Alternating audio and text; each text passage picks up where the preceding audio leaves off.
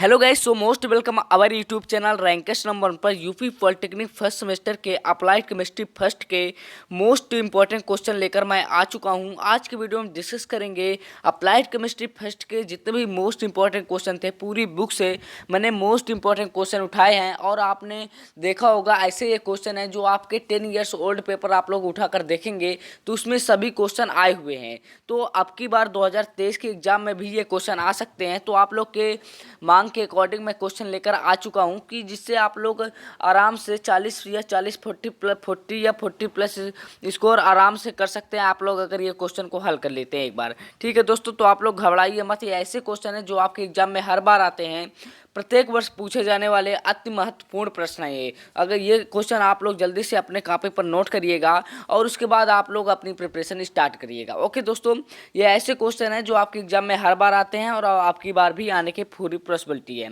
तो सबसे पहले क्वेश्चन की बात कर लेते हैं। सबसे पहला नंबर क्वेश्चन है कि समस्थानिक तथा समभारिक की परिभाषा दीजिए तथा प्रत्येक के कम से कम 2 उदाहरण दीजिए। तो आप लोग ये क्वेश्चन आप लोग देख सकते हैं 2016 में आया हुआ है, 18 में आया हुआ है, 20 में आया हुआ है कि समस्थानिक तथा समभारिक की परिभाषा दीजिए तथा प्रत्येक के कम से कम 2 उदाहरण दीजिए। तो आप लोग आराम से ये क्वेश्चन कर सकते हैं, कॉपी में नोट करते जाइए क्वेश्चनों को, जिससे आप लोग बाद में क्वेश्चन आराम से रिपीट कर सके। ओके दोस्तों, अब नेक्स्ट क्वेश्चन की बात कर लेते हैं कि क्वांटम संख्याएं क्या हैं। क्वांटम संख्याएं क्या हैं, ये कितने प्रकार की होती हैं, इनमें से प्रत्येक के संक्षेप में समझाइए।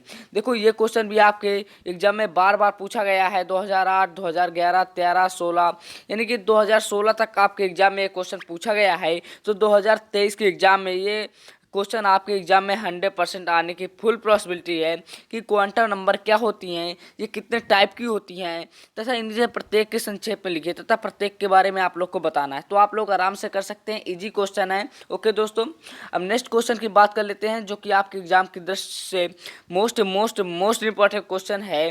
पाउली का अपवर्जन तथा हुंड का नियम समझाइए।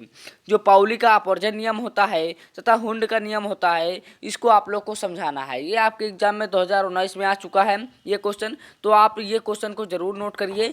देखो जितने भी क्वेश्चन लाया हूँ ना, छांट के लाया हूँ, या ऐसे क्वेश्चन लाया हूँ जो आपके एग्जाम में आते हैं। ऐसे नहीं लेकर मैंने ऐसे नहीं क्वेश्चन रख दिए कि जो आपके एग्जाम में ना आए।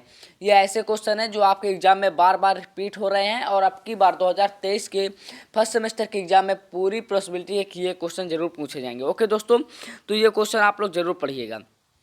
अब नेक्स्ट क्वेश्चन की बात कर लेते हैं कि बोर के परमाणु मॉडल का वर्णन कीजिए। जो बोर का परमाणु मॉडल होता है उसका वर्णन करना है तथा उसकी क्या लिमिटेशन होती हैं, सीमाएं क्या होती हैं, उसको आप लोग को बताना है। तो आप लोग यहाँ पर देखते जाइए कब कब ये क्वेश्चन पूछा गया। ओके दोस्तों, अब नेक्स्ट क्वेश्चन की बात कर लेते हैं जो कि मोस्ट इंपॉर्टेंट क्वेश्चन है। हाइड्रोजन बांड की व्याख्या उदाहरण सहित कीजिए। देखो ये क्वेश्चन आपके पिछले वर्ष ये क्वेश्चन पूछा गया था, हाइड्रोजन बांड क्या होता है तथा इसके उदाहरण सहित व्याख्या करें। देखो ऐसा होता है बीटीयूपी बोर्ड में कि आपकी बार जैसे क्वेश्चन 2022 से पूछा गया था तो ये 2023 में भी पूछ सकता है। ऐसा नहीं है, यूपी बोर्ड नहीं है कि ये क्वेश्चन आपकी बार नहीं पूछा जाएगा। तो ये क्वेश्चन आपके 2023 में भी पूछ सकता है, इसलिए मैं क्वेश्चन को यहाँ पर लिखा हुआ हूँ। ओके दोस्तों, समझ में आ गया होगा। अब नेक्स्ट क्वेश्चन की बात कर लेते हैं। कक्षकों के संकरण से आप क्या समझते हैं। जो संकरण होता है उससे आप क्या समझते हैं। sp sp2 sp3 संकरण के उदाहरण देकर समझाइए। देखो आपके जो संकरण होते हैं उसके बारे में पहले आप तो डिफिनेशन लिखनी है, ठीक है ना। उसके बाद जो संकरण के टाइप होते हैं, sp होता है, sp2 होता है तथा sp3 संकरण होता है, इसके संकरण के बारे में लिखना तथा इसको उदाहरण देकर आप लोग को समझाना है। ये क्वेश्चन भी बार बार रिपीट हुआ है, इसलिए मैं यहाँ पर आप लोग को ये क्वेश्चन लाया हुआ हूँ। ओके दोस्तों, next question most important question है कि विस्पर थ्योरी क्या है। ठीक है ना, विस्पर थ्योरी क्या है, ये आपका एग्जाम की दृष्टि से मोस्ट इंपॉर्टेंट क्वेश्चन है। तो ये क्वेश्चन को आप लोग जरूर करिएगा। एक क्वेश्चन इसमें और पूछा जाता है दोस्तों कि एमओटी थ्योरी क्या होती है, मॉलिक्यूलर ऑर्बिटल थ्योरी क्या होती है। ये क्वेश्चन भी आपके एग्जाम में बार बार रिपीट हुआ है, तो आप लोग ये क्वेश्चन को जरूर हल करिएगा। ओके दोस्तों, अगर आप लोग पीडीएफ चाहते हैं तो पीडीएफ भी मिल जाएगी। लास्ट में बताऊंगा कि पीडीएफ आप लोग को कहाँ से डाउनलोड करना। ओके दोस्तों, अब नेक्स्ट क्वेश्चन की बात कर लेते हैं। सिग्मा बांड तथा पाई बांड में क्या डिफरेंस है। ये क्वेश्चन आपके पिछले वर्ष पूछा गया 2022 में कि सिग्मा बांड क्या होता है तथा पाई बांड में डिफरेंस क्या होता है तथा इनके उदाहरण सहित आप लोग को समझाना होता है। ओके दोस्तों, तो आप लोग आराम से कर लेंगे, कोई दिक्कत की बात नहीं है। ओके दोस्तों, नेक्स्ट क्वेश्चन की बात कर लेते हैं। ईंधन क्या होते हैं, इनका वर्गीकरण कीजिए। जो जो फ्यूल्स होते हैं वो होते क्या हैं तथा वे कितने प्रकार के होते हैं। ओके दोस्तों, तो आप लोग आराम से कर सकते हैं। ठीक है दोस्तों, अब नेक्स्ट क्वेश्चन की बात कर लेते हैं। ईंधन के कैलोरी मान या ऊष्मी मान भी कहते हैं। कैलोरी मान को हम ऊष्मी मान भी कहते हैं, कोई दिक्कत की बात नहीं है। क्वेश्चन चाहे जिस प्रकार से दे जाए आप लोग आराम से कर लीजिएगा, इसलिए मैं इसके दो नाम लिखकर यहाँ पर आप लोग को समझा रहा हूँ। ईंधन के कैलोरी मान तथा ऊष्मी मान के एक टिप्पणी लिखिए। इसका ईंधन के कैलोरी मान क्या होता है तथा इसका ऊष्मी मान क्या होता है, चाहे वो आपका उच्च ऊष्मी मान हो चाहे निम्न ऊष्मी मान हो, इसके बारे में आप लोग को पूरा लिख कर आना है, कोई दिक्कत की बात नहीं है। ओके दोस्तों, नेक्स्ट क्वेश्चन की बात कर लेते हैं कि वाम कैलोरी मापक में ठोस तथा द्रव ईंधनों का ऊष्मी मान ज्ञात करने की विधि का वर्णन कीजिए। देखो इसमें एक फिगर भी है, आप लोग को फिगर सहित बना कर आना है। जो वाम कैलोरीमीटर होता है उसके ऊष्मी मान कैसे ज्ञात करते हैं, उसमें एक फिगर है, फिगर सहित आप लोग को डिफाइन करके आना है, तभी आपको फुल में फुल नंबर मिलेंगे। ये क्वेश्चन ऐसे क्वेश्चन है जो आपके 5 नंबर के क्वेश्चन में ये पूछे जाते हैं। ठीक है, देख लीजिए नेक्स्ट क्वेश्चन है आदर्श ईंधन। जो आदर्श ईंधन होता है इसकी क्या क्या विशेषताएं होती हैं, इसके बारे में आप लोग को लिख कर आना है। आदर्श ईंधन के आइडियल फ्लूइड जो होते हैं, आइडियल फ्लूइड उनके बारे में आप लोग को, आइडियल फ्यूल जो होते हैं उनके बारे में विशेषताएं आप लोग को लिखनी है, तो आप लोग आराम से कर लेंगे, कोई दिक्कत की बात नहीं है। ओके दोस्तों, नेक्स्ट क्वेश्चन है एग्जाम की दृष्टि से मोस्ट इंपॉर्टेंट क्वेश्चन है। ठोस तथा द्रव ईंधनों को गुणों तथा अवगुणों की तुलना कीजिए। देखो ये बार बार क्वेश्चन दोहराए गए हैं, जितने भी क्वेश्चन है बार बार दोहराए गए हैं और हर बार ये क्वेश्चन पूछे जाते हैं, तो आपकी बार भी ये क्वेश्चन पूछे जाने की पूरी रिस्पॉन्सिबिलिटी है, तो आप लोग ये क्वेश्चन जरूर हल करिएगा। पेट्रोल तथा डीजल में डिफरेंस क्या होता है, इसके बारे में आप लोग को लिख लीजिएगा, कोई दिक्कत, बड़े बड़े क्वेश्चन नहीं जाता, ये छोटे छोटे क्वेश्चन है। ओके दोस्तों, जो नेक्स्ट क्वेश्चन आ रहा है मोस्ट इंपॉर्टेंट क्वेश्चन है, ठीक है ना, मोस्ट इंपॉर्टेंट क्वेश्चन है। पिछले बार ये क्वेश्चन पूछा भी गया आपके एग्जाम में कि अपस्फोटन तथा अपस्फोटन रोधी कारकों को संक्षिप्त वर्णन कीजिए। कि अपस्फोटन क्या होता है तथा अपस्फोटन कारक क्या होते हैं, उसके बारे में आप लोग को लिख कर आना, कोई दिक्कत की बात नहीं है, आप लोग आराम से कर लेंगे। ओके दोस्तों, बायो तथा कोल गैस का उत्पादन गुण तथा उपयोग कीजिए। बायोगैस कैसे प्राप्त की जाती है, उसका उत्पादन कैसे होता है, उसके गुण क्या होते हैं, उसके उपयोग क्या होते हैं, इस सब के बारे में आप लोग को लिख कर आना है। स्नेहक क्या है, ये आपका लुब्रिकेंट्स क्या है, इनका वर्गीकरण कीजिए तथा कार्यों पर टिप्पणी कीजिए। यानी कि लुब्रिकेंट्स होते क्या हैं, इनके कितने प्रकार होते हैं, इनके क्या क्या इनके कार्य होते हैं, वर्क इनका क्या होता है, इसके बारे में आप लोग को लिख कर आना, तो आप लोग आराम से लिख लेंगे, कोई दिक्कत की बात नहीं है। ये क्वेश्चन पूरे बुक से लिए गए हैं, ठीक है ना, केमिस्ट्री के पूरे बुक से क्वेश्चन उठाए गए हैं। यही क्वेश्चन में आप लोग को 40 से 45 नंबर के क्वेश्चन देखने को मिल जाएंगे आपके एग्जाम में। मैं गारंटी देता हूं कि यही क्वेश्चन आपके एग्जाम में पूछे जाएंगे। ओके दोस्तों, नेक्स्ट क्वेश्चन की बात कर लेते हैं कि एक आदर्श स्नेहक गुण के लिखिए। जो आदर्श स्नेहक होते हैं उनके क्या क्या गुण होते हैं, उनके बारे में आप लोग लिखना, तो आप लोग आराम से लिख लेंगे, कोई दिक्कत की बात नहीं है। ओके दोस्तों, नेक्स्ट क्वेश्चन की बात कर लेते हैं। स्नेहकों का औद्योगिक वर्ग अनुप्रयोग लिखिए। जो स्नेहक है उनका औद्योगिक में, उद्योगों में कहाँ कहाँ उपयोग होता है, उनके बारे में आप लोग लिखना, तो आप लोग आराम से लिख लेंगे। ओके दोस्तों, नेक्स्ट क्वेश्चन की बात कर लेते हैं। पेंट तथा वर्निश पर टिप्पणी लिखिए। पेंट क्या होता है तथा वर्निश क्या होते हैं, इन पर आप लोग को लिख कर आना है, आराम से लिख लेंगे। जल की कठोरता से क्या अभिप्राय है, इसकी कठोरता के लिए कौन कौन से लवण जिम्मेदार हैं। जो आपकी जल की कठोरता होती है इससे आपका क्या क्या मतलब निकलता है तथा कठोरता के लिए कौन कौन से लवण जिम्मेदार हैं, तो आप लोग ये क्वेश्चन आराम से कर लेंगे, कोई दिक्कत की बात नहीं है दोस्तों, ये मोस्ट इंपॉर्टेंट क्वेश्चन है, आप लोग आराम से कर लेंगे। ओके दोस्तों, नेक्स्ट क्वेश्चन की बात करते हैं।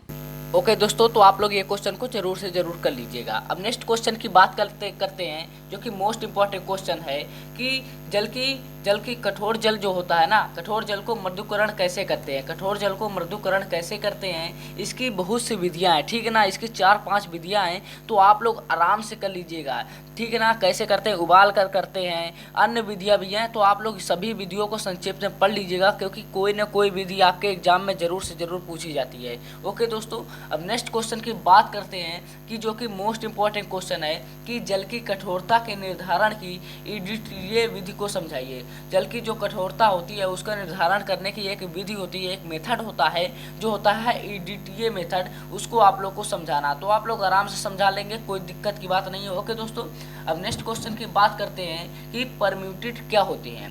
परम्यूटेट या जियोलाइट क्या होते हैं, ये जल को किस प्रकार से मृदु करते हैं। ये देखो जल को मृदु करने की विधि है, मैं आप लोग को पहले ऊपर ही बता चुका हूँ कि जल की मृदुकरण की विधियों को सभी विधियां पढ़ लीजिएगा, क्योंकि कोई ना कोई विधि आपके एग्जाम में पूछी जा सकती है, इसलिए यहाँ पर एक विधि आ गई है। परम्यूटेट या जियोलाइट क्या होते हैं, ये जल को किस प्रकार से मृदु करते हैं, इसको आप लोग जरूर पढ़ लीजिएगा, ठीक है दोस्तों, अब नेक्स्ट क्वेश्चन की बात करते हैं जो कि मोस्ट इंपॉर्टेंट क्वेश्चन है। बॉयलरों पर पपड़ी कैसे बनती है? जो बॉयलर होते हैं उन पर पपड़ी कैसी बनती है, इनसे क्या क्या हानियां हो सकती हैं तथा इन्हें कैसे रोका जा सकता है, इनका ट्रीटमेंट कैसे किया जा सकता है, तो आप लोग आराम से कर लीजिएगा, कोई दिक्कत की बात नहीं है। ओके दोस्तों, अब नेक्स्ट क्वेश्चन की बात कर लेते हैं जो कि मोस्ट इंपॉर्टेंट क्वेश्चन है। सीओडी तथा बीओडी से विभेद कीजिए, यानी कि केमिकल ऑक्सीजन डिमांड क्या होती है तथा बायोलॉजिकल ऑक्सीजन डिमांड क्या होती है, इनमें आप लोग को लिख कर आना है। देखो ये 5 नंबर क्वेश्चन में ये क्वेश्चन पूछा जाता है, मोस्ट इंपॉर्टेंट क्वेश्चन है बीओडी तथा सीओडी। ओके दोस्तों, अब नेक्स्ट क्वेश्चन की बात कर लेते हैं जो कि और ही महत्वपूर्ण क्वेश्चन है जो आपके एग्जाम में हर बार रिपीट होता है कि बफर सॉल्यूशन क्या होता है तथा उनके महत्व पर संक्षिप्त टिप्पणी कीजिए, यानी कि बफर विलयन क्या होता है तथा इनका क्या क्या महत्व है, इस पर आप लोग को टिप्पणी करना है। तो आप लोग आराम से कराएंगे, कोई दिक्कत की बात नहीं है।